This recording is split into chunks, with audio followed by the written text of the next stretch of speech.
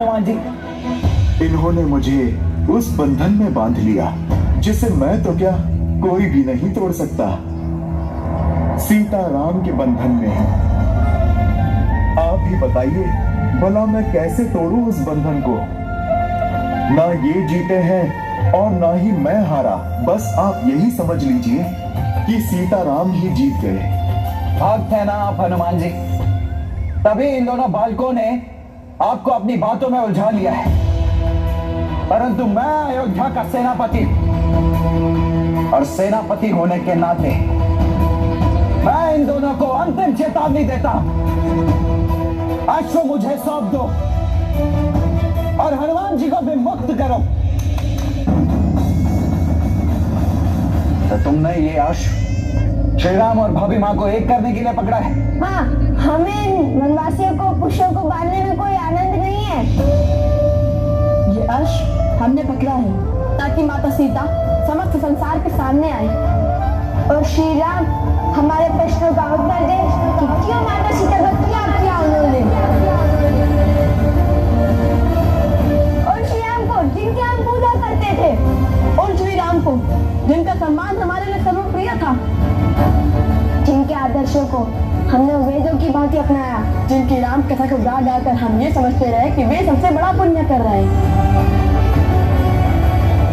हम उन श्री राम से पूछना चाहते हैं कि जिन देवी सीता ने उनके साथ 14 वर्ष काटे, रावण की संपन्नता को नकार दिया, जिन्होंने अपनी पवित्रता के प्रमाण के लिए स्वयं अग्नि पर रक्षा दी, ऐसे प्रेम और समर्पण की मूर्त देवी सीता को क्यों ठुकरा दिया उन्होंने? क्यों त्याग दिया उन्होंने?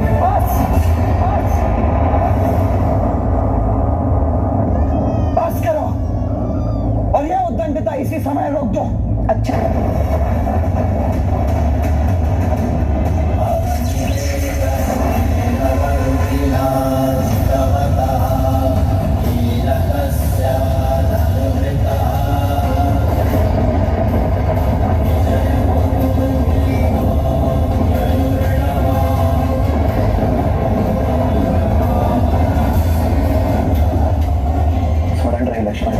कि उन बालकों को कोई हानि नहीं होनी चाहिए।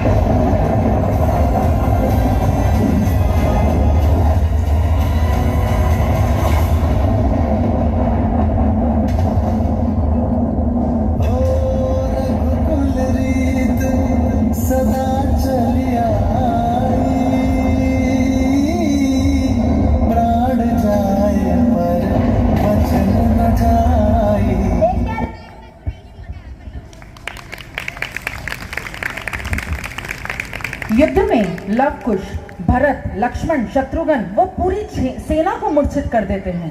हनुमान जी को बंदी बना लेते हैं।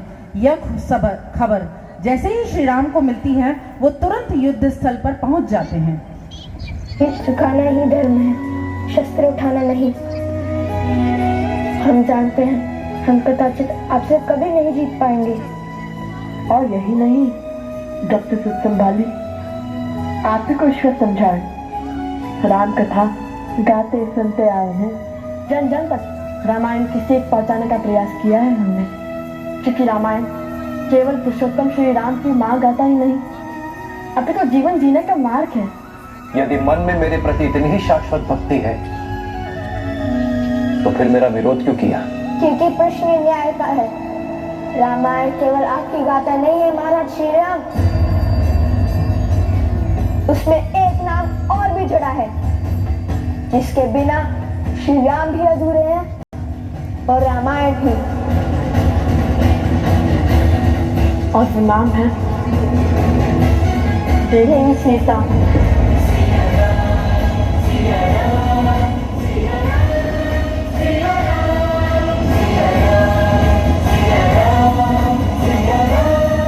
सीता, हमारा उद्देश्य आपसे युद्ध करना नहीं बल्कि अपने प्रश्नों के उत्तर पाना। कैसा प्रश्न? वो प्रश्न जो हर उस जन के मन में है जिसने रामायण पढ़ी, सुनी या घटित होते हुए देखी। वो प्रश्न जिसका उत्तर ना मिला तो रामायण की कथा को कभी संपूर्ण नहीं होने देगा।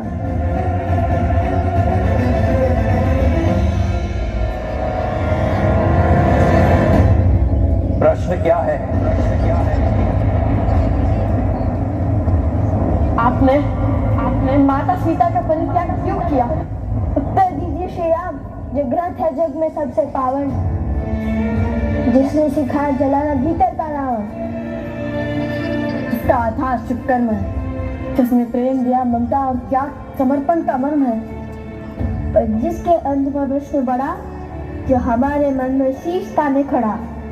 जब राज धर्म बता सब कुछ है, तो क्यों पत्नी व्रत का वचन लिया, क्यों त्याग दिया उसको जिसने बरसों संग वन में गमन किया। जो राम है जग में पतित पावन, केवल सीता माँ के कारण। जो पति तड़का सीता को त्यागा, तो क्या उस राम में भी बताया एक गुण रावण का। कर दीजिए, आपसे जीतना तो वैसे भी असंभव है हमारे लिए, किंतु माता सीता के सम्मान के लिए यह युद्ध अंतिम वक्त लड़ेंगे हम।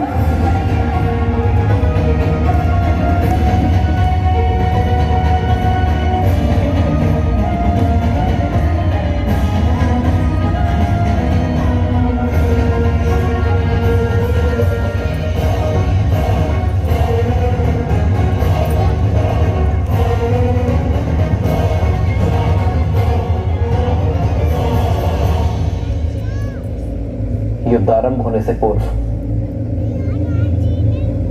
मेरी एक अंतिम बात और सुन लो। व्यक्ति का जीवन उस पर उसके माता पिता का ऋण होता है। मैं नहीं चाहता कि तुम उनकी अनुमति के बिना, उनकी जानकारी के बिना ये युद्ध लड़ो। जाओ और जाकर अपने माता पिता और अपने परिजनों से मिलकर हो। कदाचित तुम्हारे माता पिता तुम्हें समझा पाए, तुम दोनों को अपनी भूल का आभास करवा पाए। कौन है तुम्हारे पिता?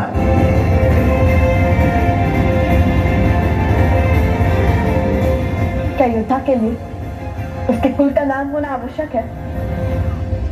हमारी माता ही हमारे पिता हैं।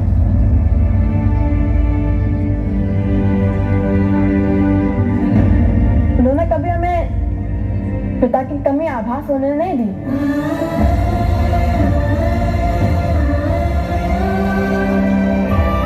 मैं किसी के कुल पर प्रश्न नहीं उठाना, पर क्या तुम दोनों की माता को तुम्हारे इस कर्म का ज्ञान है? नहीं। तो जाओ और अपनी माता को इस निर्णय से अवगत कराओ। हो सकता है कि ये सत्य जानकर वो तुम दोनों को ये अनर्थ करने से रोक दे।